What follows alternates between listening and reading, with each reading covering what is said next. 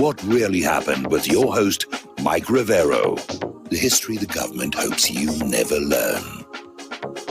Here is your host, Michael Rivero. And welcome to our show today. It is Friday, February 5th, 2021. Thank goodness it's Friday. Thank goodness it's Friday. Thank goodness it's Friday. We have a lot to talk about today. I'm going to be zipping through the news items here so we can get to our phone calls. I got some emails saying, more phone calls. We want more of those phone calls. So, it's sort of bothered me a little bit that we're ending shows, with callers still on hold. And I always feel like somehow I'm cheating them. Anyway, Mike is in our control room, twiddling the dials, keeping us out of trouble. And as usual, we're going to do news until I run out of news, and then we will open up the phone lines and let you get on in there with, what you want to talk about.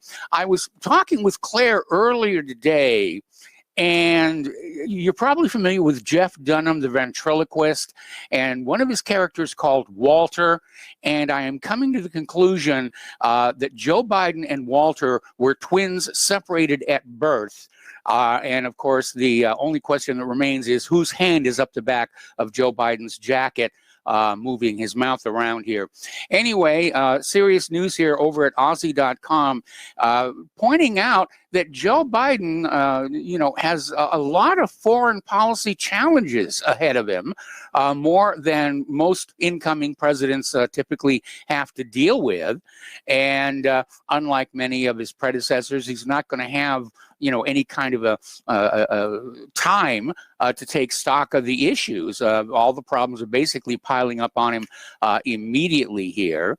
And, he's also still trying to deal with the global pandemic, which I saw a couple of articles out there saying, isn't it amazing that the number of cases have dropped since Biden was inaugurated? And we pointed out at the time that the methodology by which cases were being determined had been changed. So the numbers were inevitably going to be lower. And sure enough, Biden is trying to take credit for it. So Biden is out there. He made his first major foreign policy address, and he vows to confront Russia as an enemy of democracy and to confront China, enemy of global governance. And boy, is that not a giveaway as to what the agenda is behind all this liberalism and other nonsense that we're seeing here. Anyway, he made his speech at the State Department headquarters on Thursday, did a 20-minute address laying out his foreign policy vision. And he's talking tough. He's out there saying that he tells Russia the U.S. is no longer rolling over in the face of aggressive action by Moscow. Again, ignoring the fact that it's the U.S. that's been the aggressor over the last 10, 15, 20 years here. But it's always, we're right, they're wrong, and, we can do to them, but they can't do to us here. The Kremlin basically came on out and expressed regret, which is diplomatic speak for go pound sand, over Biden's aggressive statements regarding Russia. Now, there's another point of view that came on out in Outline.com, basically saying that right now, a deteriorating relationship with Russia is dangerous, and Biden really would be prudent to try and dial back the tensions. Of course, we don't know who's whispering in Biden's ear about those gosh darn evil Russian people and everything.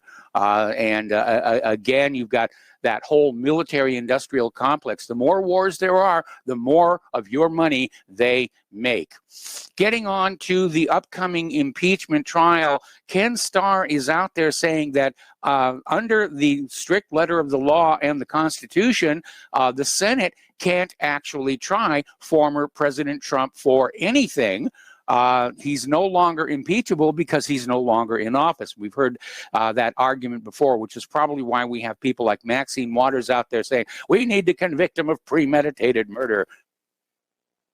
And anyway, meanwhile, it has been decided that Donald Trump will not testify during the Senate impeachment trial. This is coming from his new legal team. And apparently they wanted to get him on the stand, put him under oath, and then, ask him if he'd stop beating his wife or something like that. And his lawyer said, no, we're not going to go for that one. Meanwhile, we have this opinion coming from zerohedge.com saying that incitement isn't actually a real crime. And, the Democrats' claim is that Trump made an inflammatory speech, which a week later led to the Capitol building incident of January 6th. So, again, it's, incitement in and of itself, there actually isn't a law regarding that here. And let's not forget, back in 2016, Hillary Clinton radicalized and definitely incited violence among Americans while trying to delegitimize the political system and undermining it with all this Russian hoax nonsense here. In theory, she could be retroactively impeached as well. Now, we teased this earlier in the week where somebody had gotten a video at the Detroit TFC Center. It's a security video and basically shows 138,000 illegal ballots being delivered in a van at 3:30 a.m., okay? Just right ahead of the deadline. And apparently a man by the name of Shane Trejo claims that he witnessed the early morning ballot drop. He says there were at least 50 boxes that he saw unloaded at 3:30 a.m. And basically he's saying that was after the 8 p.m. deadline for ballots to show up.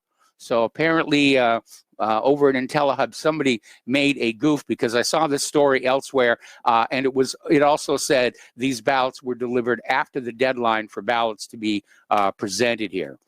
Over at Dominion, Dominion and Smartmatic are engaging in a practice called lawfare, and that is where they file massive lawsuits in an attempt to scare their enemies into silence, or even better, bankrupt them with legal fees. But Dominion Voting Systems has basically sent requests to Facebook, Parler, and other sites to keep the receipts for advertisements, and basically that it's going to be, the evidence is going to be preserved. So they're out there trying to say that there was an organized campaign to sell Americans the idea of election fraud. Well, they didn't need to try on that one, did they here? So let's talk about Alexandria Ocasio-Cortez, because her riot fable is falling apart.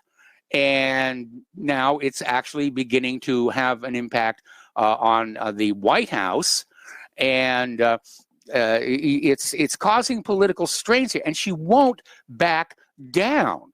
Apparently, she's out there posting on Instagram, and she's back there with the sexual assault claim, and you don't know what it feels like.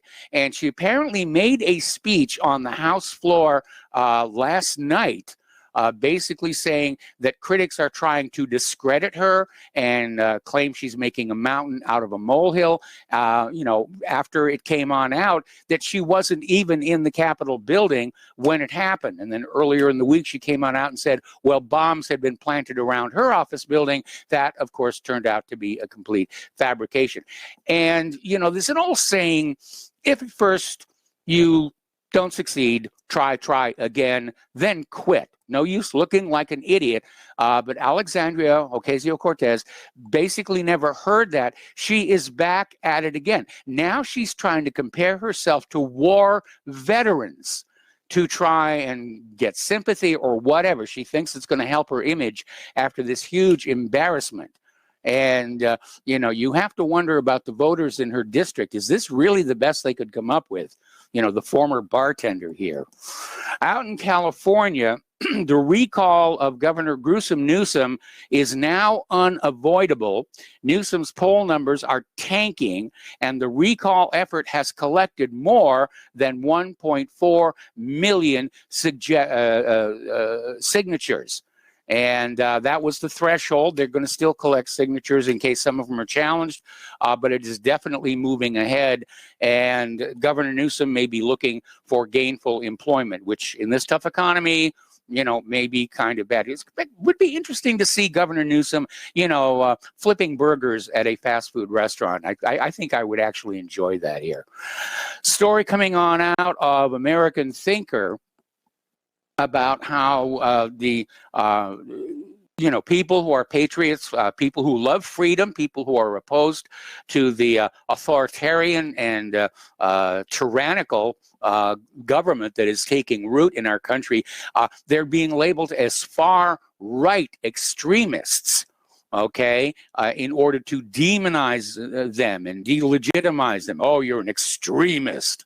And it sounds like a bad word until you step back and realize that extremists perform a useful function in political debate. They set the boundaries of what is acceptable discussion. And people will say, well, you know, we're not going to go that far out, but there's a lot of room between what the extremists are saying and what I'm thinking, and we can have a debate in there. So it's actually something that we need to have a little bit of in this country, but it's being used as a negative label. This is a story from Tethasta.com. It's not all that surprising, okay? There's a new just a little under the weather today. It's not COVID. Okay, don't wrap your computers in plastic or anything. Apparently, according to a new Hill-Harris-X poll, 64% of Republicans would quit the GOP for a new third party founded by Donald Trump. So he is still a force to be reckoned with. And getting back onto the events of January 6th and the ruckus, if you will, at the Capitol building, which we know was a false flag anyway. Apparently, Bank of America, of their own free will, handed the FBI details of every one of their credit card customers who spent money on hotels or Airbnb, flights, and guns in Washington, D.C. around January 6th. And Tucker Carlson is basically in high dudgeon saying that Bank of America is treating customers like Al-Qaeda. And he's absolutely right. They're a bank. They're not supposed to be part of the spy network, as it were. Over in Wikipedia, they've introduced yet another new code of conduct. It includes banning of what they decide is false info. It bans trolling. That's not a particularly bad idea here. But they've gone totally woke in that they are requiring preferred pronoun use for persons' gender identity using distinct names and pronouns. So we're just going down that thing again here. All right, let's talk a little bit about COVID-19. It's still out there and it's still an issue. It's more political and propaganda than actual medical here. There's been another unfortunate situation. Mauro Valeriano, let me try that one again. Mauro Valeriano de Aurea, who's a gastroenterologist at Umberto Hospital in Nocera Inferiore, Italy, apparently dropped dead while playing tennis on the 24th of January. But he was in perfect health and in the prime of life. He was, 45 years old, and it happened just after he got the Pfizer mRNA COVID shot. Remember that story we had earlier in the week about an Israeli teenager who went to the ICU with an inflamed heart following his shot. And apparently a 39-year-old nurse and a 42-year-old surgical technician in that hospital also died. So we're getting back to a repeat of the 1976 swine flu debacle, where the vaccine is killing more people than the illness is. The cure is worse than the disease. And I'm not just talking about the vaccines. I mean, the economic hardship, the psychological damage from the lockdowns. I mean, suicides are way, way up now. And this leads us to a story from Revolver.news about how the phony coronavirus fear videos were used as psychological weapons to basically cow the American people and bring us to our knees, saying, please, Mr. Big Government, save us, save us, save us from the horrible whatever. And it's fear porn. And unfortunately, a lot of people fell for it. Down in Australia, and I love the Australians, they're good people for the most part. They have a petition circulating where if it gets enough signatures, the government will have to take note. And the petition is calling for no restrictions on those who refuse a COVID-19 vaccination. They do not want people being discriminated against, and I presume that means access to restaurants, sporting venues, and aircraft. But they're getting pretty much fed up with this stuff as well. Now, Michael Bloomberg is urging Joe Biden to stand up to the teachers' unions who are resisting going back to in-person teaching.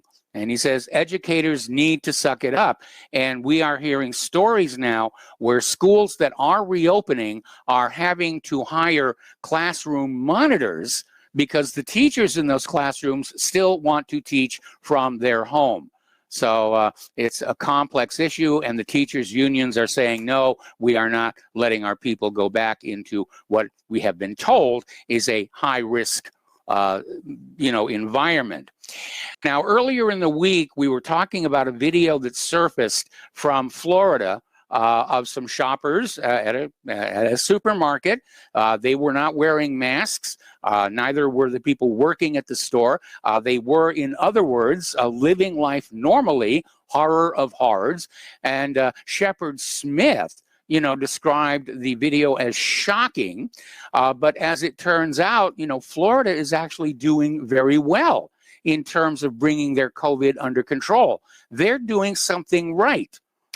They have better COVID numbers than the states where masks are still mandatory. All righty, getting into the international news here. And you got to really pay attention to the cagey wording here. Joe Biden, when he delivered his foreign policy speech on Thursday, he vowed to end U.S. support for Saudi Arabia's offensive operations in Yemen. And the key word there is offensive, because it sounds like Biden is pulling out of Yemen, but there's nothing there about whether the United States will continue to provide weapons that would be considered defensive in nature to the Saudis. And this is a little game that nations like to play. I mean, all of the foreign aid and military aid that goes to Israel is supposedly for their defense. It's written into the treaties and agreements and everything, but of course, Israel uses it for offensive purposes. I mean, bomb is a bomb, a missile is a missile here. And this led to this other article in thesetimes.com where it says, Biden says he's ending the Yemen war. That's not exactly what he said. And they're saying it's too soon to celebrate, and I would absolutely agree. We're already in a situation where the Biden administration is playing fast and loose. They're playing word games. And we have to be very, very careful that we understand exactly what is being said and what the ramifications truly are. Over in Sudan, apparently the South Sudanese government bought surveillance capabilities from an Israeli company in order to wiretap its citizens' phones. This is coming from Amnesty International. Now, the company Verint Systems, which is a subsidiary of U.S.-based Verint Systems Incorporated, worked with the government of South Sudan to provide communications interception equipment and annual support services. Now, for those of you who remember the months leading up to 9/11, there was a big stink over the uncovering of the largest foreign spy operation inside the United States that they were working for Israel. And one of the things they did, their companies were providing billing services for phone companies and various other law enforcement equipment, all of which was backdoored. We're going to take a break for commercials, and we'll be right back. Welcome back to our show here. And again, a reminder that Republic Broadcasting Network cannot do what it does without your continuing support. And again, thanks from gratitude to those of you who have kept us alive this long. And again, to those of you who have not yet supported us, please think about doing so. When you can. And I understand it's hard to ask for money. Things are very, very tight economically, but every little tiny bit helps. There's no such thing as too small a donation. Every little bit will help. So once again, the postal address where you can send a check, money order, or if you prefer anonymity cash, is Republic Broadcasting Network, 2251 Double Creek Drive, number 302, Round Rock, Texas, 78664. The phone number, pardon me, where you can make a credit or debit card donation is 800-724-2719, extension 3. The network thanks you. And of course, all that contact information is up at the top of republicbroadcasting.org. Turning back now to the international news here, tensions in China are continuing to increase. Apparently, the U.S. warship, the USS John S. McCain, which is an Arleigh Burke-class destroyer, entered the waters near the Paracel Islands without China's permission on what they call a freedom of navigation operation. This is the first known operation in the heavily disputed area under the new Biden administration. And apparently shortly thereafter, the People's Liberation Army expelled the destroyer for trespassing. So still poking at each other, as it were. All right, turning to the economic news here. They finally got the $1.9 trillion stimulus package passed. It was a tie vote, so Kamala Harris got to actually cast her first tie-breaking vote to approve the budget plan in the Senate. This happened earlier today after about 15 hours of all-night debate and votes on dozens of amendments. And in the end, the Senate found itself in a 50-50 deadlock, and Kamala Harris got to shine for a little bit there.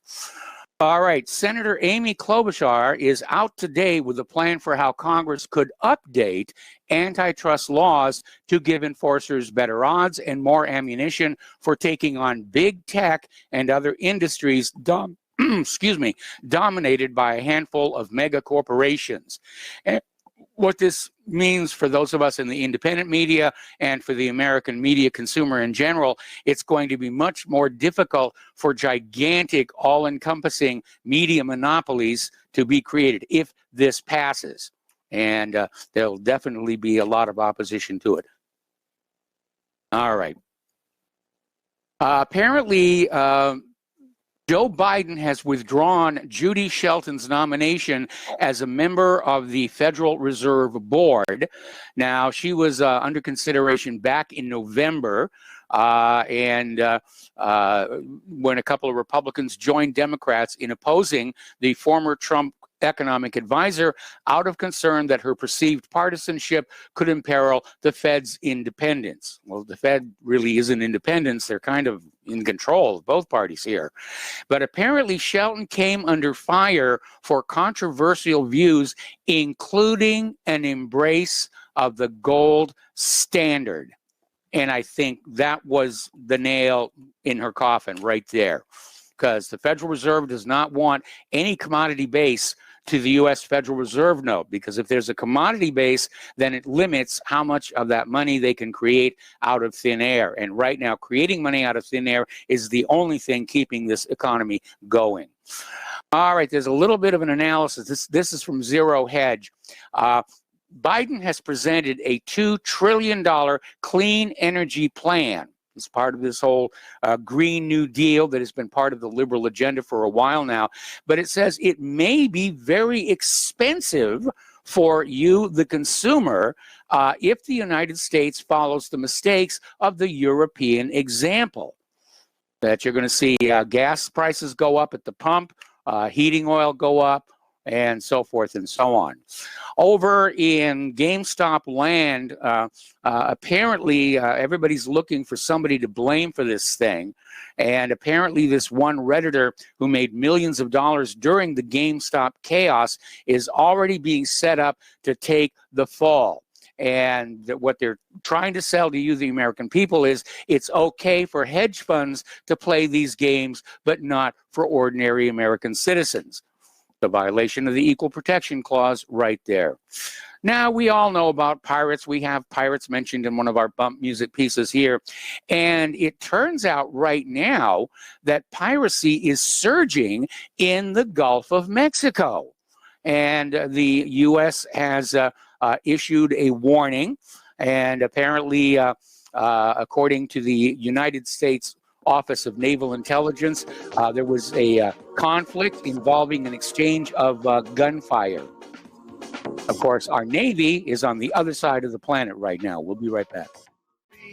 Welcome back to our show here. We're talking about the economic news. And over at Amazon, apparently last January 25th, hundreds of workers at an Amazon warehouse in Chicago were basically handed a choice of either signing up for a 10.5-hour graveyard shift or lose their jobs. And apparently this warehouse known as DCH1 would be shut down, and they were being offered a shift that runs from 1:20 a.m. to 11:50 a.m., which is known as Megacycle, at a new Chicago warehouse. Now, DCH1 has been the target of protests, walkouts, and petitions, and as you're already aware, Amazon workers are attempting to unionize. Amazon is spying on them, sending in infiltrators, and they're forcing workers to choose between their lives outside of Amazon and keeping their jobs in the middle of this economic downturn. Amazon is also preparing to install high-tech video cameras inside its fleet of delivery vehicles to better monitor drivers' behavior. And apparently this came out in an instructional video sent out to employees and contract workers about Amazon's new partnership with Netrodyne, which is a California-based company developing video cameras inside fleet vehicles to monitor drivers. The cameras will nag the drivers. They will say, you're distracted driving, no stop detected, please slow down. And, it reminds me of back when the United States Postal Service hired these efficiency experts who just really tried to micromanage the postal workers until all of a sudden there was a flood of shootings, which gave us the phrase going postal. So this may not work out all that well. All right, apparently the United States added just 49,000 jobs last month, which is not anywhere close to recovering the jobs that have been lost during the previous year. We had a caller who called in about this yesterday, talking about immigration and globalization. The U.S. Customs and Border Protection arrested 11 Iranians in Arizona who illegally entered the United States. And apparently the Border Patrol determined the group had illegally crossed the international border into the U.S. They were arrested and taken to Yuma Station for processing. And apparently, because of our deteriorating relations with Iran, special attention is being given to them. I hope it's not a setup for some kind of a false flag propaganda. Anyway, Joe Biden has apparently revived the immigration policy called catch and release, which allows border jumpers seeking asylum to remain in the United States, just running free, while awaiting adjudication. And Biden says he's doing this to avoid spending money housing the illegal immigrants. So, anyway. Well, if you're going to catch and release them, it's just like, why bother? My understanding is a lot of these illegals never show up for their court hearings. Okay, let's see. Getting into some of the woke news and what this is just really, really weird. This is coming out of ToddStarnes.com here, and apparently Transgender military veterans will soon have access to fake breasts and male sex organs along with other prosthetic devices, according to a VA bulletin obtained by the Todd Starnes radio show. Now, apparently, a disgusted military veteran sent in the information, noting how the Veterans Administration is not really taking adequate care of our wounded and injured veterans, but they're bending over backwards to accommodate men who identify as women and women who identify as men. And this military veteran said we should be focused on teaching soldiers how to win wars, not how to put on chest binders and breast forms. And he's absolutely right about that. This is going to demoralize the troops more than they already are. Okay, this this happened earlier in the week, but apparently Texas moved to fully end taxpayer funding of Planned Parenthood. And the state denied Planned Parenthood's request to continue to receive Medicaid reimbursement funding for its clinics. Well, that didn't last very long because apparently a day before the action was to take effect, a Texas judge blocked the state from kicking Planned Parenthood out of the Medicaid program. And, you know, there's an issue there that I don't think has been adequately addressed. Okay, there are people who are absolutely opposed to abortion. There are people who are opposed to abortion as retroactive birth control. I'm one of the latter. But they are being forced to pay for abortions. And does that really sound fair to you? I mean, abortion seems more like an elective than a life or death situation, especially when it's used for retroactive birth control.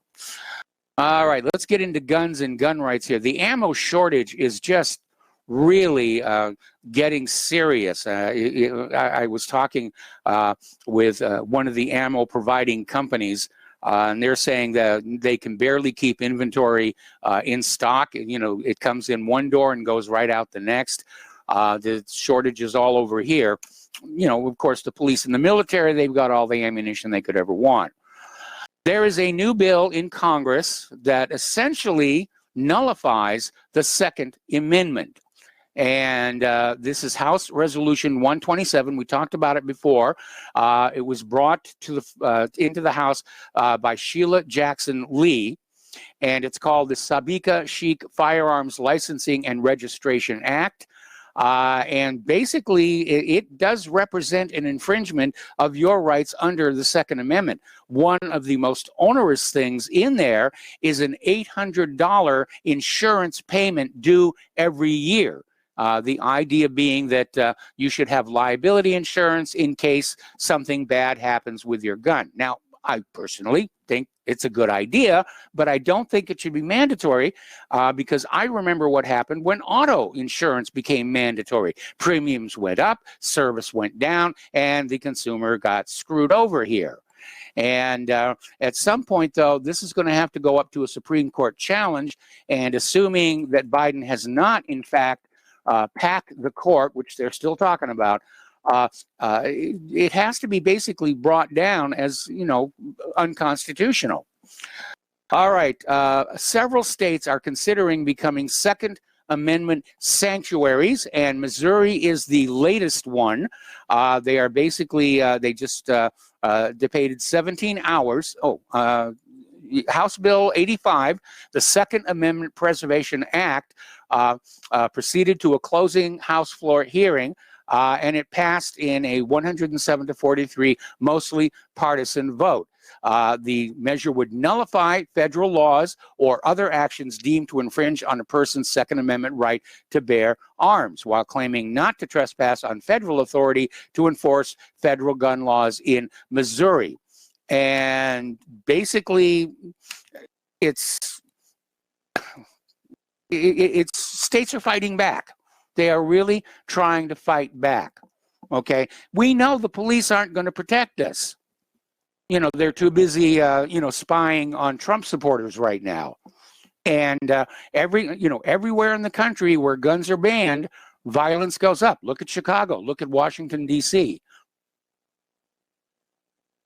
And some years ago, there was a town in Georgia called Kennesaw, and they passed a local ordinance requiring every single household to have a gun. And crime fell 80%. I want to think about that.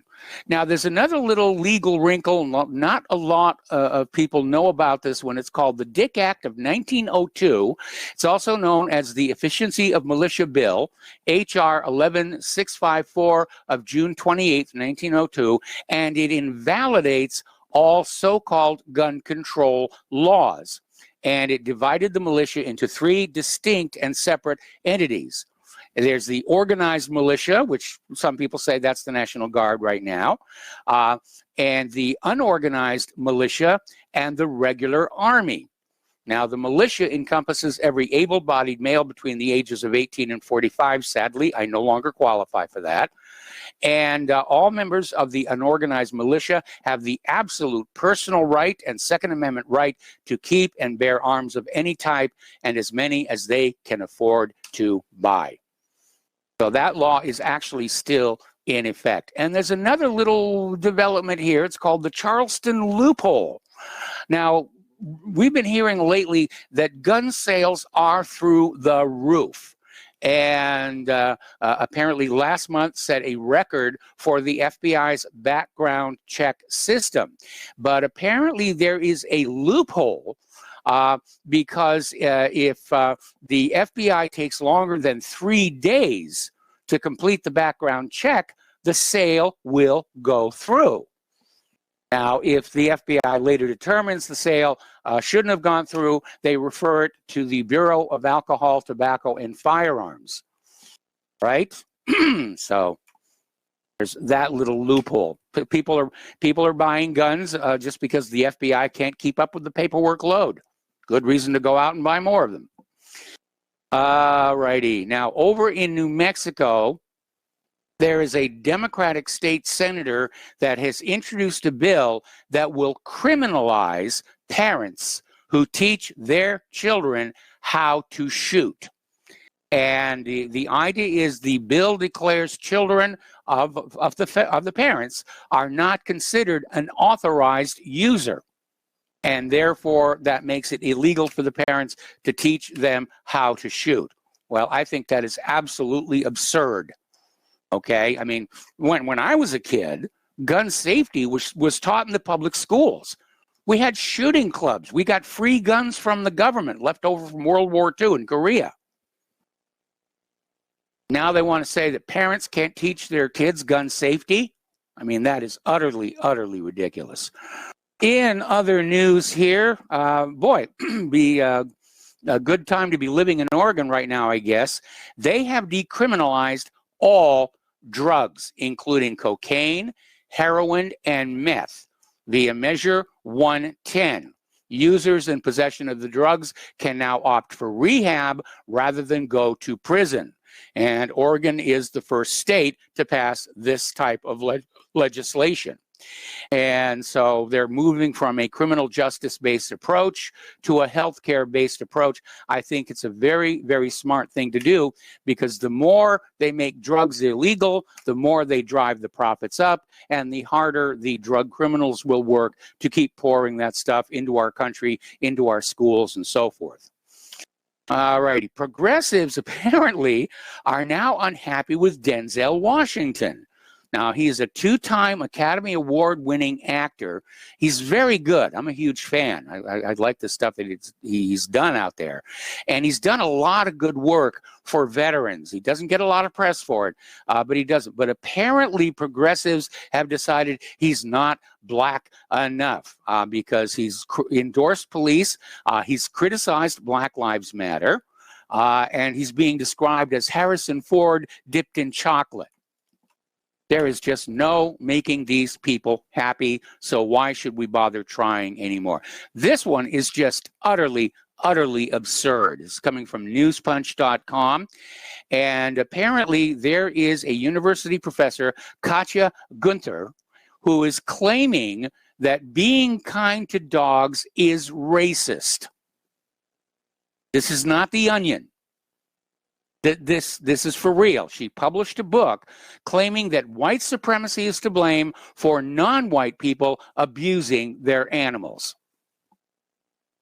That is really out there. So she is saying that if you're kind to dogs, you're racist. Oh, well, guess I'm a racist. What can I tell you here? All righty. According to Whoopi Goldberg, any criticism of Vice President Kamala Harris is bigoted and racist. Amazing here. I love this next one, and it just shows how completely messed up our government has become. Apparently, Joe Biden's Department of Justice has launched an investigation into Elon Musk's SpaceX for not hiring a non-U.S. citizen who wasn't a lawful permanent resident.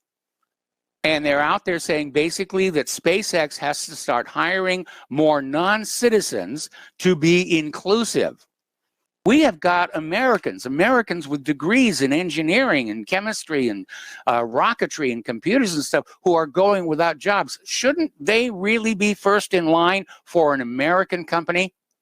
I think so. I absolutely think so. Okay. By the way, SpaceX just set a record for reusable rocketry. They send them up, they come down. He sends them back up, they come back down again. And they just set a new record for that. Meanwhile, SpaceX has announced the first all-civilian mission into space. And apparently the mission is going to use SpaceX's Dragon spacecraft. There'll be a 4-person crew that will be headed up by founder and CEO of Shift4 Payments, Jared Isaacman, who is a trained pilot who has flown both commercial and military aircraft. And that mission is set to go in the 4th quarter. Well, good for them. You know, if I won the lottery, I'd take a ride on that rocket. White House is throwing its support behind NASA's Artemis program to return to the moon. And what they're trying to do is look for ways that they could possibly commercialize lunar travel. Of course, if they bring back moon rocks, people will want to buy them. There's no question about that. But through the Artemis program, the U.S. will work with industry and international partners to send astronauts to the surface of the moon. And apparently on the first mission, they're making a big deal. They're going to send a woman to the moon. And, you know, that's good for the public relations out there. But that's apparently out there, and good. I think we should be getting back out to space here. All righty, here's an article. This is from Popular Science. And it's an article on how NASA kept its Mars rovers alive long past their expiration dates. And they're talking about Opportunity and Spirit, which lasted a long time. I'm going to take a break for commercials. I want to come back to this story because there's kind of a personal angle here. Welcome back to our show here, and I want to finish this story. We're going to open the phone lines, area code 512-248-8252. So we're talking about this story about how NASA kept its Mars rovers alive long past their expiration dates, and NASA's had extremely good luck with Mars. Yes, we lost a few, but the ones that get down there, I mean, they keep going and going. It's like the ever-ready bunny or something like that. And they're talking about Opportunity and Spirit. They're talking about Curiosity. And of course, we're just, you know, a couple of weeks away from Perseverance setting down. And I'm really going to be watching on that one because that one intentionally is looking for life. But I'm a veteran of the Viking missions, and they too lasted way beyond their original design expectations. And as a matter of fact, a little anecdote here, they were only expected to return 256 images each back to Earth. And so the entire computerized filing system for managing the images was set up to handle that limited number. And then when it became obvious that the Vikings were just going to keep on ticking here, there was a furious rewrite of the code in order to accommodate those much larger image numbers here. So again, you know, NASA, they get it right. They really do get it right. And finally, a little story here. We all know about Cassini, that sort of buzzed by Saturn's largest moon, Titan, and basically determined that the surface does have lakes of liquid methane. And now apparently they have analyzed the data and determined that the largest lake may be 1,000 feet deep. And I would be very, very curious to see if there's something swimming around in there. All righty, we're going to hit the phones now. Joe in California, welcome to the show. What's on your mind? Greetings, my fellow terrorists. I am not a terrorist. I'm annoying, irritating, and obnoxious, but I am not a terrorist. Mike, you don't look a day over 42. Well, thank you very much. Maybe I can start lying about my age. And, you know, I'm in my NASA years, T-minus 50 and holding and holding and holding and holding and holding. What happened to that? What happened to that hideously old picture of yourself you used to have behind you in Hawaii? I don't even know where that went. You know, we lost a lot of stuff in the move. Mike, back in 1964, Barry Goldwater said these words: "Extremism in the defense of liberty is no vice."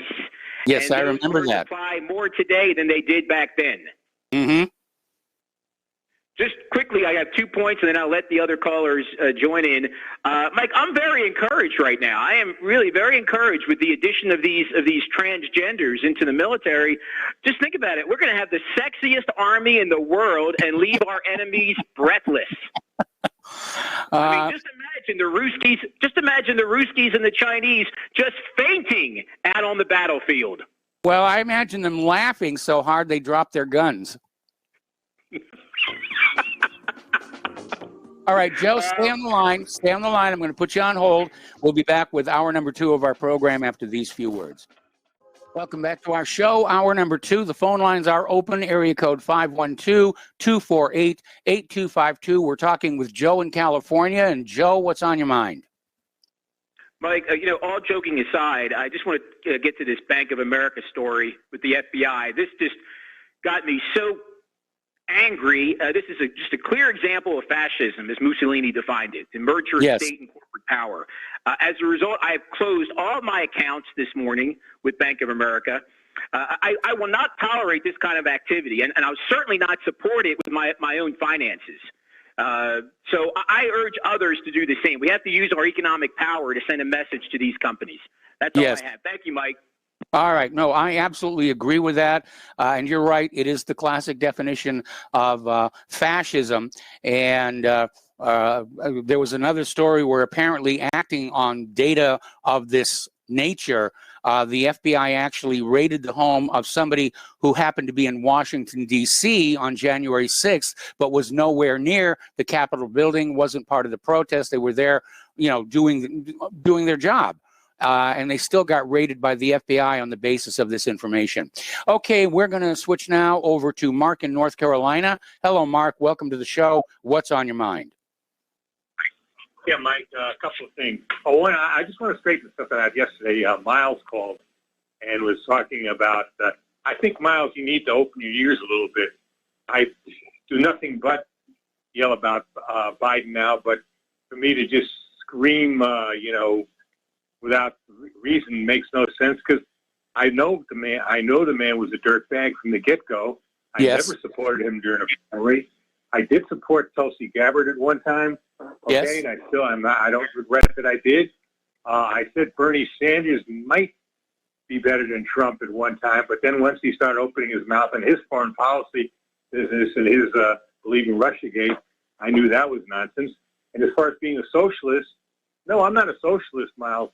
But I do believe there's some kind of socialist, the nationalist socialist, like you have, for instance, you had in Libya, you have in Nicaragua, and you have in a couple other places, and you have in Belarus. It is certainly better than the predatory capitalists that are running this country right now. Okay, that doesn't mean I endorse socialism, but right now we have a predatory type of capitalism that's running this country, and that's why we're in most of the reasons why we're in trouble right now. And the big tech companies, the big banks, are perfect examples of that. Now, as far as what's going on with Biden and the military, I think what he's doing now is setting up a very good possibility of a civil war, not necessarily with the American people, but within the military itself.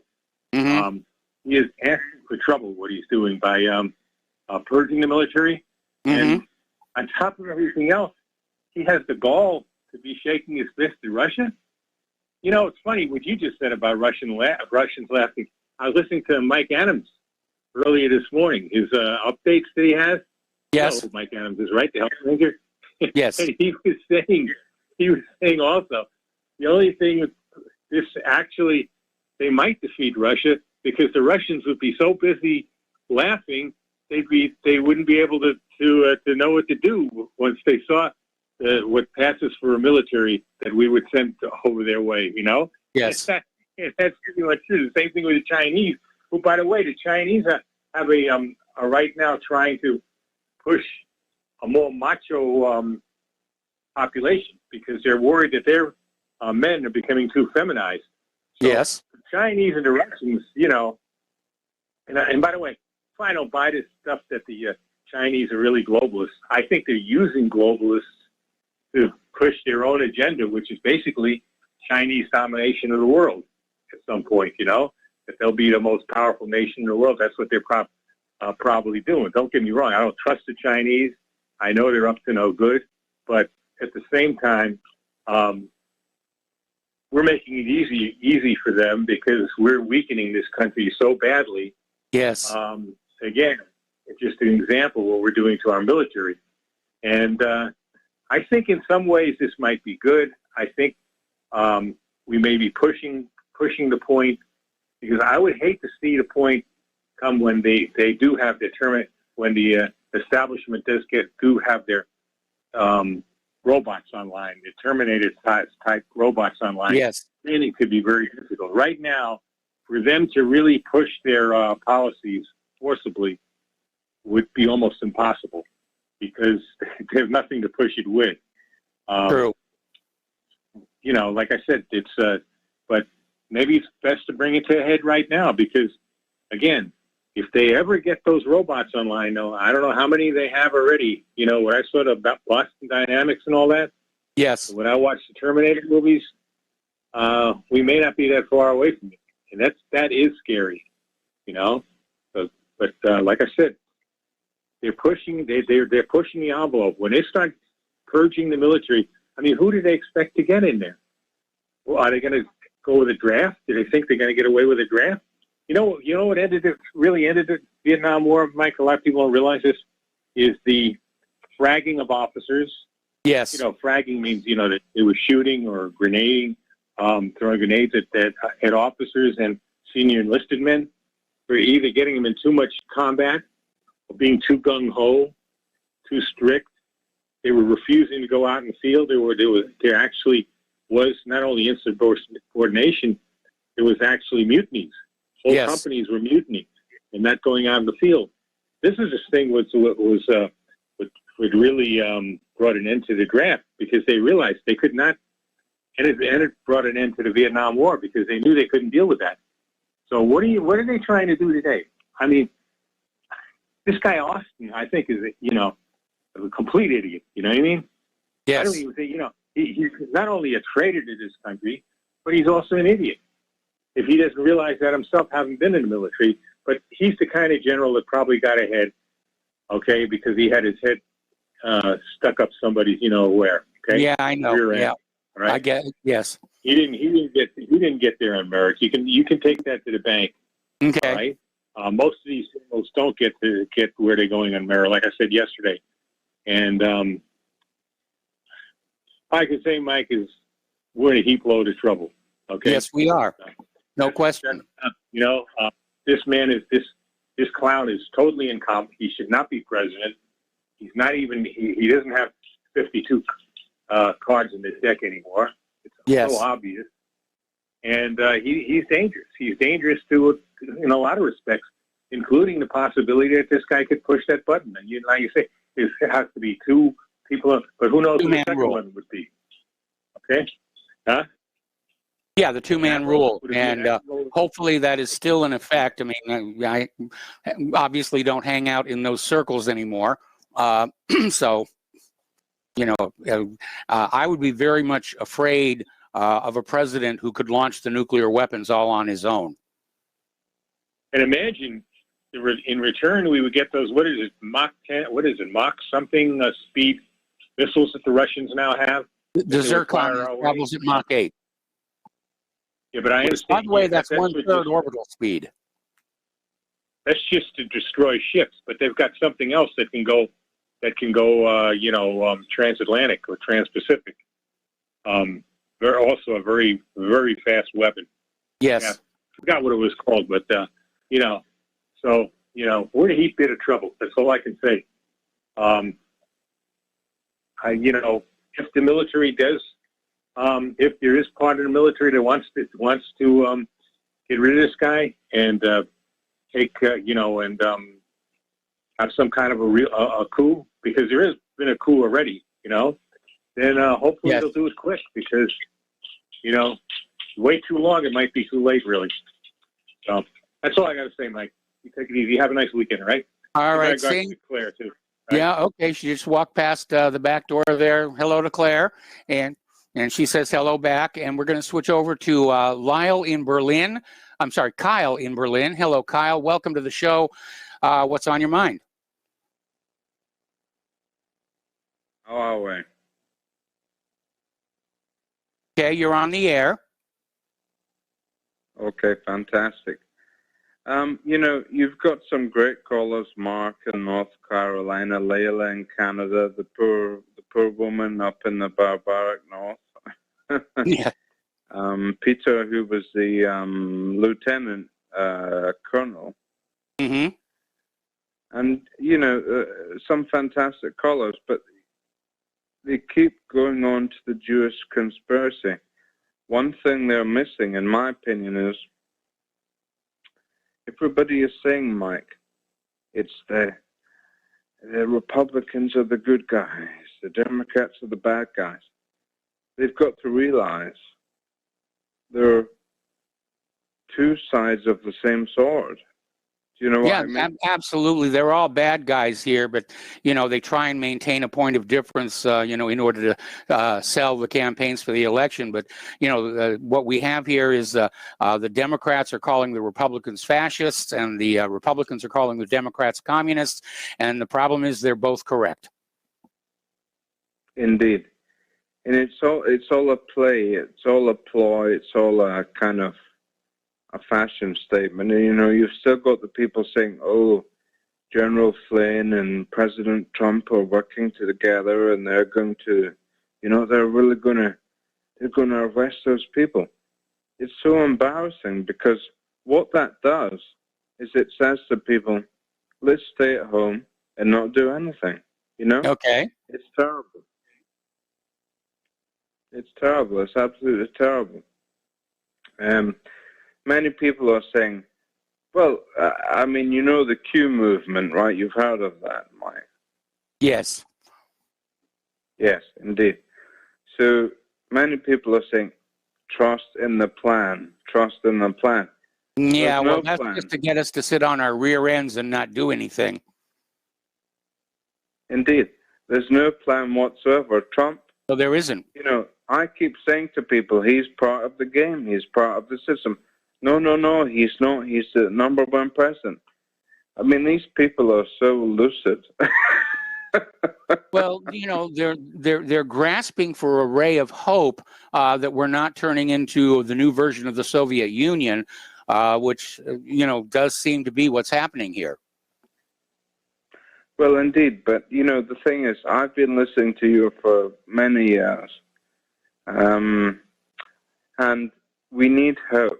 We really need hope. And we thought Trump was the hope, but, it's kind of a dumbbell on the face, on the head. It's just the way it is. And people are saying now, oh, he will make Ivanka, could be the president, Jared Kushner. I mean, look who he pardoned. Yes. Jared Kushner's father. That was a total joke. Chris Christie, in actual fact, and I would challenge anybody in your audience who could be a better debater than Chris Christie? He was a fantastic debater, 100%, because he was a prosecutor, right? Okay. But, you know, he got the guy locked up, and then, suddenly Trump pardoned him. It's so much corruption, it's unbelievable. And It is here, and I'm very angry that Trump did not pardon Edward Snowden and Julian Assange. Well, I'm okay. I agree with Julian Assange, but I think Edward Snowden may be a double agent. That's my opinion.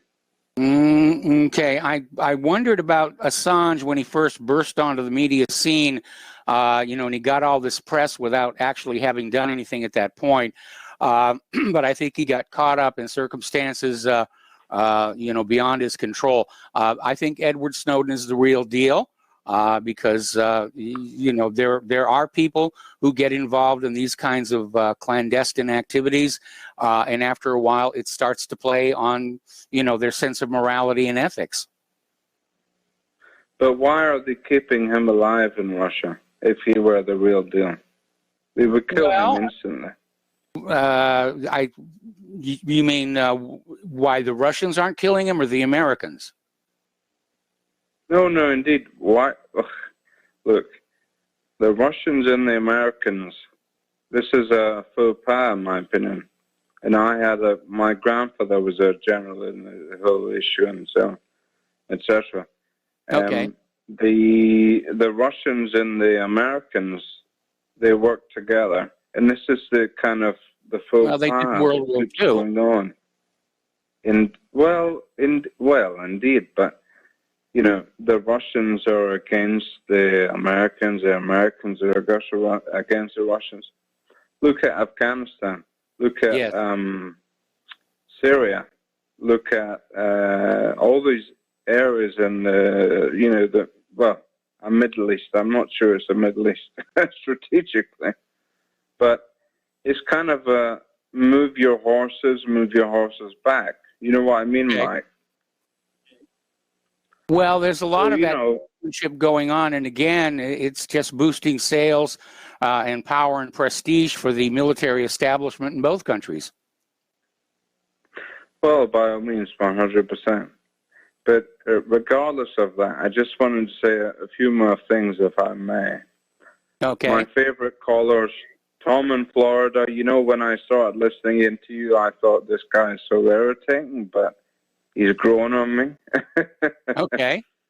And Peter in Los Angeles, who's I think is a lieutenant colonel. They're both waiting on hold right now.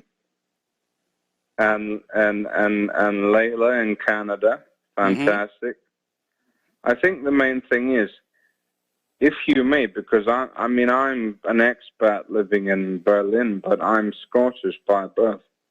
Please, all of you who have the time, go back to the Declaration of our birth in the 1200s. Okay. And this is talking about great freedom. And this is what we need to impress upon people. Thank you very much. All right. Well, thank you very much for the phone call. And we're going to go to Peter in Los Angeles. Peter, your ears must be burning. What's on your mind today?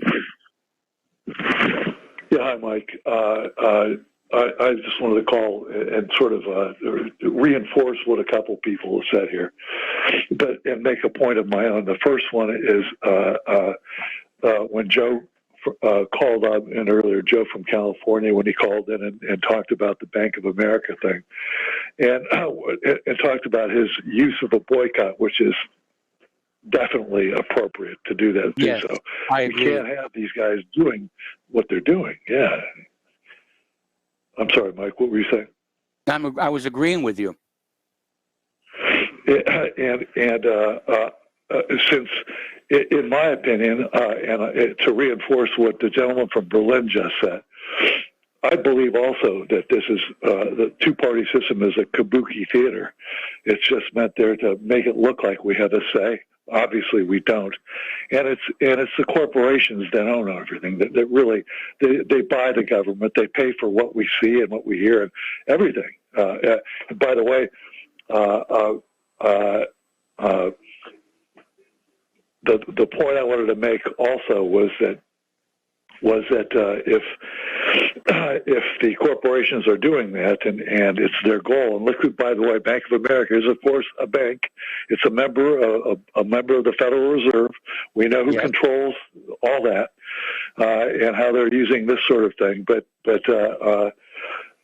look how the attack on BDS.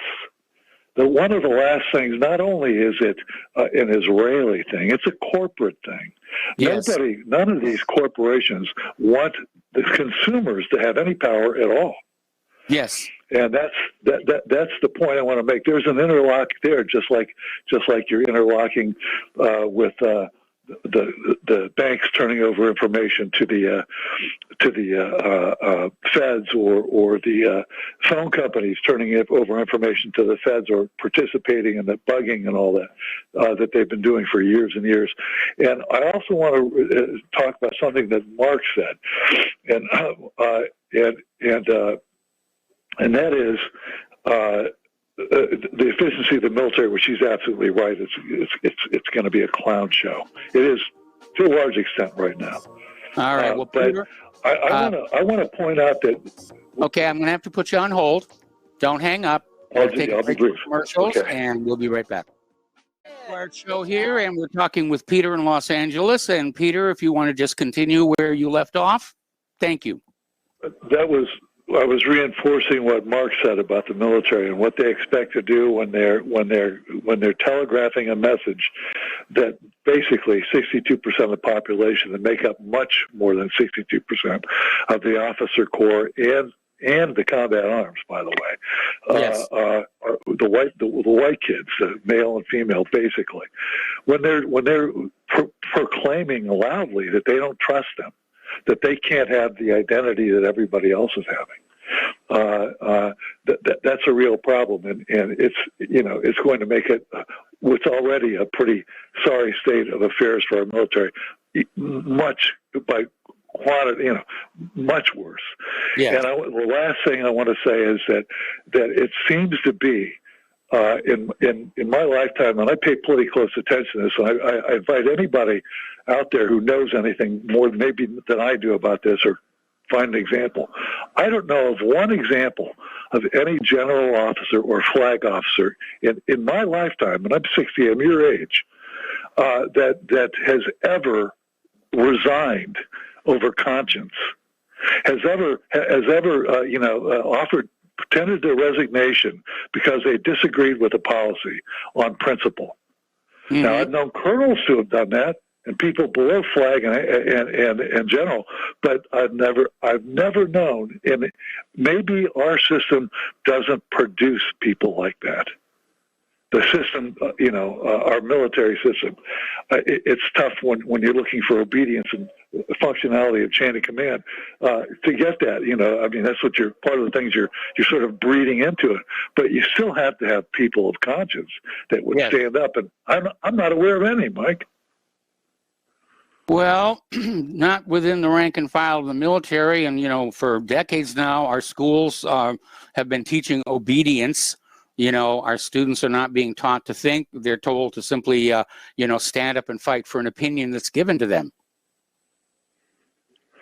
Yeah, and it's the higher up you go on the ladder here, I think they're using sort of psychological or hardwired jujitsu, because the same thing that makes capitalism effective is basically the Gordon Gekko, greed is good. The higher up you go, and the more invested that you are in the system, the less likely you are to let morals intrude upon that. True. So, anyways, I'm taking too long, Mike. That was my little comment. Okay, well, thank you very much for the call, Peter, and we're going to switch to Tom in Florida. And Tom, what's on your mind? Yeah, Michael, I just want to say, Peter and all those great callers grow on me too, man. Like you got so many great callers on your show, Mike. But they all grow on me, and Peter's a great caller, and all the other guys, most of them. Anyway, Mike, it was about yesterday. I had a little too much. I hit the cafe espresso too hard. I got to admit that I hit. When you go to have a little shot, that's like instant speed. That stuff, I'm telling you. Yes. that espresso gets you really going when you're groggy, man. So I didn't hit the cafe espresso cafe. So that's when I get a little excited. But yeah, Mike. Now I want to talk what's really going on. I don't know if you got a chance to see Breitbart, Drudge, or Newsmax today about the election from the New York Times. Did you have a chance to see that? How Trump lost the election? Not. What they're saying? Okay, what they're saying. Here's what they're saying. Go ahead. No, go ahead. What? No, they're saying now that it was the white men who lost Donald Trump the election, not the white women as much as the white men. That Trump lost 16% of the white males compared to what he ran against Hillary. And now they're saying that basically what I've been saying for a long time, it's the New York Times has an article out, I guess, today, or it was all over the news today. I'm surprised you didn't see it. That the reason Trump did lose the election was because of the white women, or white men, and the white women too. Trump lost the suburban women by 18% more. He lost the white women, and he lost the males. Nationwide, he lost 6% more of the white males in 2016. And well, again, we don't know who actually did or did not vote for Trump because of all the massive fraud. Now, right now, the corporate media's job is to try and convince Americans that despite all the evidence of fraud, that it didn't affect the final outcome, which is what we hear every time that there's an election that's questionable. Well, yeah, you're right, Mike, and that's right. The narrative is being played out by the New York Times how Trump could have won the election if he could have grabbed on to more white women and mainly more white men, and now it's the reason he lost the election. And I'm saying to myself, what hypocrites? In the meantime, the bumbling Biden administration is going to let in millions of illegal aliens. The Times and all these people are complacent. I was thinking, they talked about going to the Capitol. Actually, where people should have protested right in front of those New York Times and all these ABC, NBC, and CBS headquarters. That's where the protest should be. I agree with you on that one. Yes, I agree. That's where they should go amass hundreds of thousands of people, not in Washington. You should go to New York. You should go to ABC, NBC, CBS, wherever the hell they are, and demand that they stop lying. Tom. Yeah. I got to put you on hold. We're going to take a break for commercials. We'll be right back. Welcome back to our show here. We're talking with Tom in Florida. And Tom, just pick up where you left off. Yeah, Mike. First off, just so you know, in the Miami Herald reported yesterday that over 60% of the people here in South Florida do not want to speak English. They at home they've already speak Spanish. Just so I throw that out there with you. Okay. So that's what's going on here in South Florida. Now, also, Mike, I'm pretty sure you heard about Macron and Le Pen in France. What's going to happen in their election in 2 years down the road? Have you heard about that? The main issue will be. Well, you tell us what the issue will be. The main issue they're saying now in the French election will be immigration, but mainly white French women not birthing babies. They're having a big problem now. The French women do not want to have children, like what's going on in Japan. But now Le Pen is like basically saying, I'm running for the president of France, and I'm telling the white French women to start having children because the most popular name in Paris and in France is Mohammed, just like in England, London. Yes. Now, basically, these white Europeans are finally getting their brains, the head screwed on, like they did in Hungary and Poland. Yes. No more illegal immigration. Our women are going to have the children. We're going to bring back our population. We don't need to be importing another population. And that's if Le Pen goes on that narrative, she'll win the French election. They got to get rid of that idiot Macron because that guy's a real leftist too. I'd rate him one notch higher than he's just a step above Kamala Harris. Macron, whatever his name is. And that's another thing that's going to be their big thing that's going to happen. You're going to see in the 2022 election, Mike, is that even here, people at the next election, I don't know if we can stop this cheating. We got to stop this cheating at all costs, Mike. We got the number one issue, and always with me is, and I'm pretty sure with you, is the illegal immigration, Title 8. I call a bunch of congressmen, Mike. I tell the senators, I tell them all.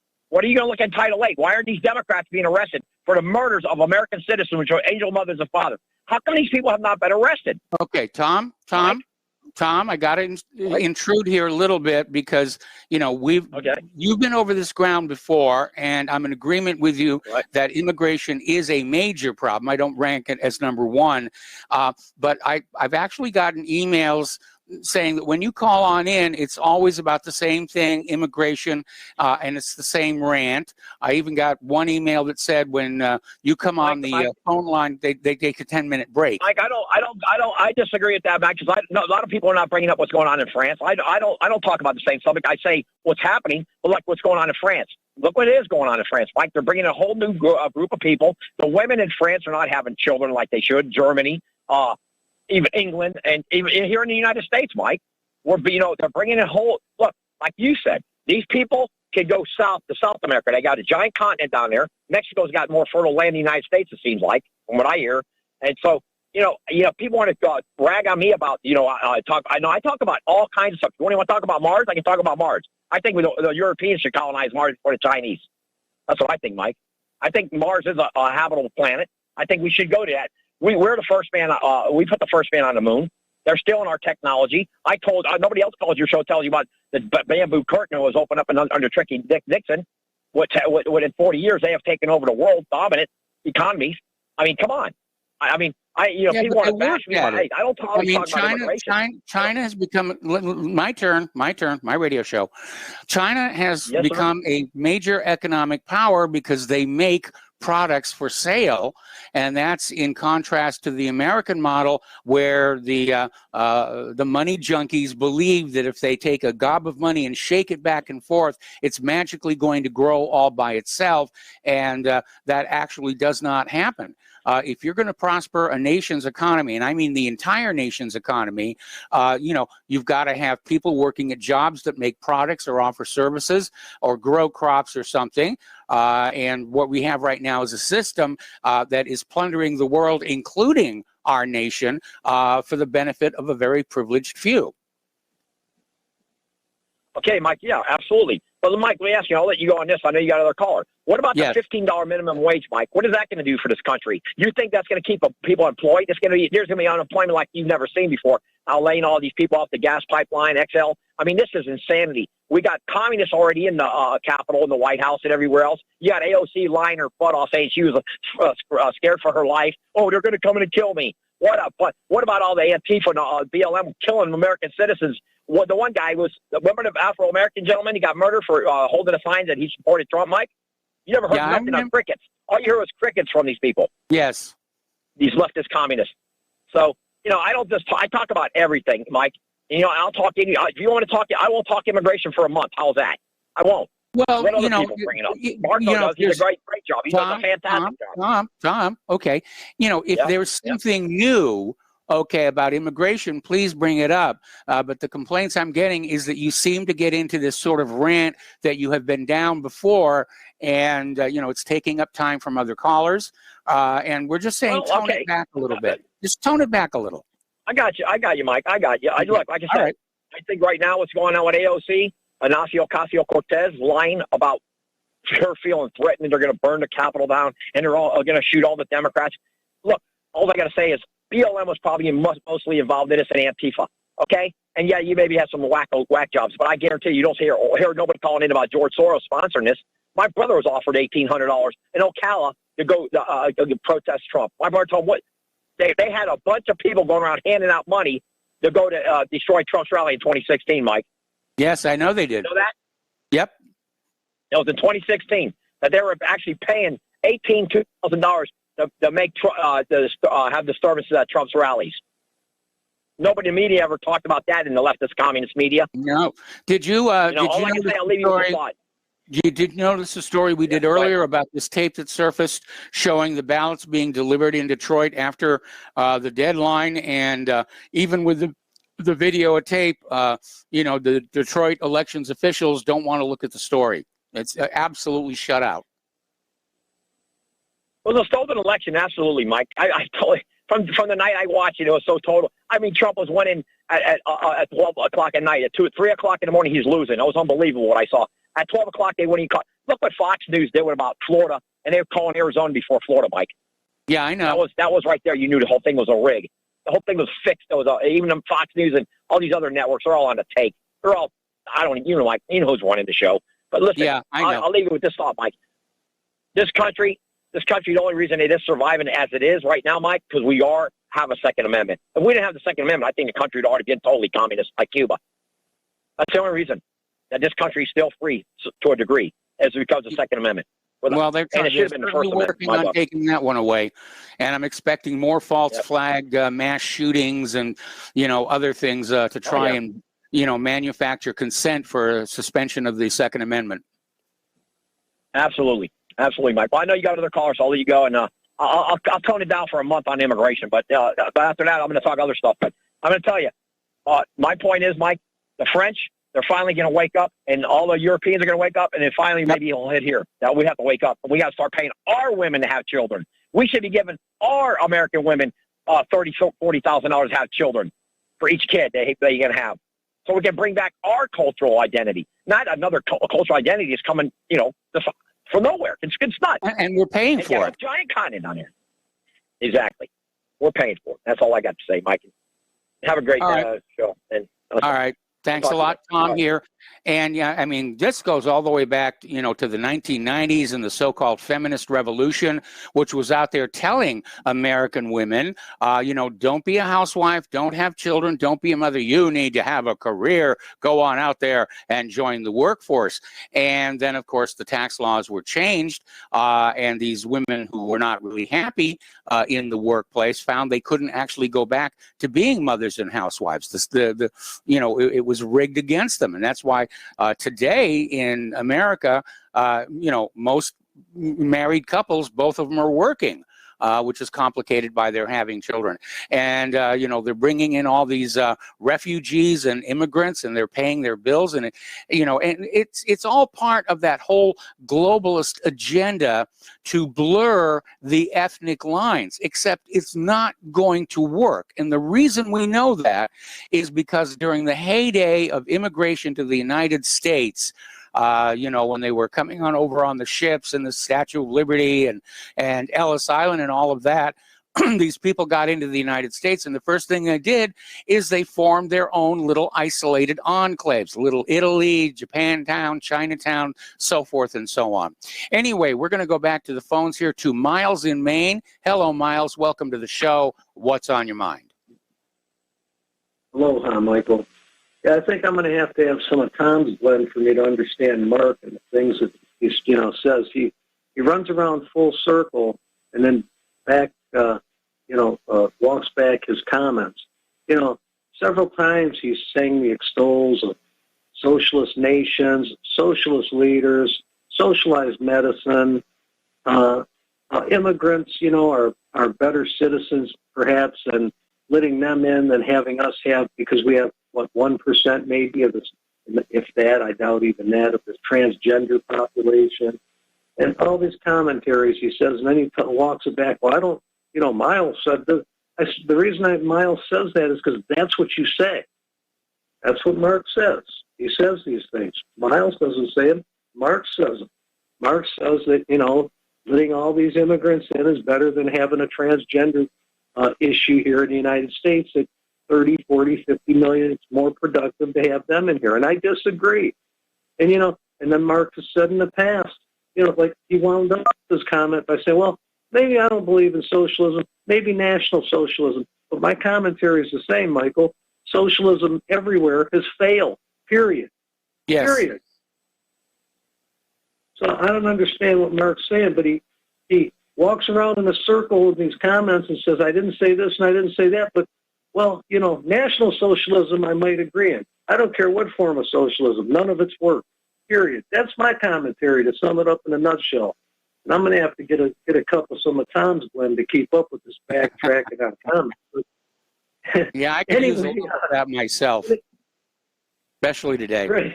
When it comes to these Second Amendment issues, how many rulings do we need? I mean, we've got the Constitution. We've got perhaps at least I can think of maybe 100 Second Amendment you know, case laws from the Supreme Court and other federal courts. And how is this going on? How, you know, and and I might have the case wrong, but is it Marbury versus Madison, or I'm trying to think of which one. I got them a little bit off balance. Okay, Marbury versus Madison is the one that says laws that are repugnant to the Constitution are automatically null and void. So how can they even consider a law against these laws against the Second Amendment that they're talking about, putting taxes on them, adding another layer? Actually, that's what that would be, right? Am I correct, Michael? Adding another layer of government when you're going to add the Treasury or somebody over a right? Yep. So, I mean, how are we layering, different departments of the government over a constitutional right, and this is legal? I mean, I don't understand that, but I don't know. It's only legal because they say it's legal, and people, are basically going along with it. Although, as you can hear from the callers into the show, more and more people are saying, it's time to stop cooperating with all of this nonsense. Maybe a national general strike is the way to go. It certainly has had impacts at other times in history, like Mahatma Gandhi in India, for example. And I'm a non-violent person myself, and I really don't want to see violence in the streets of America. But something does have to change. And at this point, I'm looking at events in Myanmar. And given that most of the military people I know tend to be strict constitutionalists, I don't know if I would be that upset if there were a military coup in this country. Yeah, as long as it were the right side, so to speak, for the right reasons. But I agree with you. There's no violent solution that's going to make any of this better. It's just going to create more, more control, more. It's going to play into their hands and give them more of what they want, more of the Patriot Acts, more of those types of things. But we've seen history time and time again what happens when, not just the Second Amendment, but when gun rights and firearms rights, and basically it's not even gun rights, it's self-protection rights is what I boil it down to. Yeah, it really is. Interfered with in any of these nations. We've seen what the dictators, and if this hasn't been a dictatorship, I mean, I'm still trying to understand how Biden can just say, hey, we're not going to build the wall no more, and boom, boom, boom, that's it. Nobody says nothing. There's not a word about it.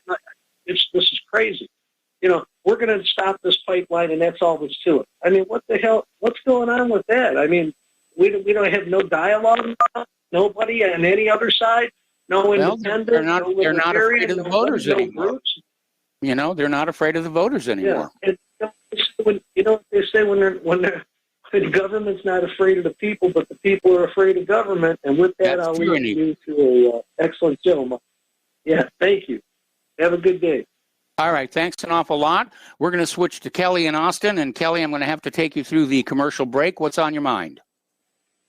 Okay, Mike, I'm wondering now, since we have a warmonger back in the White House who's got a cabinet now that's loaded up with other warmongers, and since this idiot wants to practically kill oil production in this country, how does he propose to have a military that's not dependent on foreign sources of oil for his adventurism? I don't understand that. Point. It's certainly a valid point. I mean, that strategic national reserve isn't going to last that long. I mean, during war, you burn up all that oil very quickly. And one of the bad decisions the United States Navy made is after Admiral Rickover pioneered the use of nuclear technology, it was basically confined to submarines and the aircraft carriers, and all the other ships are still fueled with fossil fuels. Yes. But so under Trump, this nation became energy independent again. And the military, if it had to rely on domestically produced oil, did not have a problem. But now he's going to kill that. Yep. And he intends to get us involved in conflicts around the world. No telling how many. It looks like it. Okay. Kelly, I got to put you on hold. Yeah. We got to take a commercial break. I'll come right back to you after these words from our sponsors. Welcome back to our show, last segment of our program on this Thank Goodness It's Friday, and we're talking with Kelly in Austin. So, Kelly, if you could just pick up where you left off. Well, I don't want to belabor this point, except to say that people who are going to cheerlead Biden into these disastrous conflicts around the world need to think twice about that, because he's pushing that agenda on the one hand, and yet on the other hand, domestically, he is doing other things that would completely undermine an effective military. Yes, I absolutely agree. I think what's going to happen is that moron is going to get us involved in a conflict with Russia. He's really pushing a conflict with Russia. He wants to rejoin. He wants to ramp up NATO, and they want to confront Russia. I think the Russian military would absolutely wipe them out. They certainly would. I mean, they're ahead of us on several different weapons platforms. Apparently, their hypersonic ICBM is called the Avangard, and it travels at near orbital speed, and there is nothing in the U.S. inventory that can intercept it. I think the U.S. military is making the same mistake the Nazis did toward the end of World War II, where they placed their reliance on their high-tech wonder weapons to win the war. And it didn't work, obviously, and they seem to have forgotten the lesson of Vietnam, which is that you cannot win a ground war from the air. Well, that's true. And about World War II, one other thing that people don't realize is that when the Germans launched the assault, the Battle of the Bulge assault, yes, they were kicking the crap out of the Americans. Yes, they were. British. What happened was that they overran their supply lines and they ran short of fuel. Yes, and that's where it collapsed. If they had no supply lines, if they had maintained that fuel supply, they might have broken through and gotten right on to their objective, cut the two armies in half, and ended the war right there. That's the problem we're facing right now. Yeah. You know, a lot of people have wondered why the Japanese, when they attacked Pearl Harbor, why they didn't drop bombs on the tank farm that was sitting right next to Pearl Harbor, which had enough fuel to basically, power the fleet for the rest of the war. But Japan just had this image that America was swimming in oil and just didn't think it was going to be that big a deal. But if they had blown up that tank farm, the war probably would have gone the other way. It might well have, yeah. Yep. Well, look, I know you have maybe one or two other people who want to get on, so let me get out of here. I've said what I had to say. Thanks for taking the call. All right. Well, Dan, thanks an awful lot. And actually, we don't have anybody waiting at hold that I'm going to have to apologize for when the music starts, which is going to be in just a few seconds here. Getting on back to news here. Apparently, Microsoft has tracked a system that was sending 1 million malware emails a month.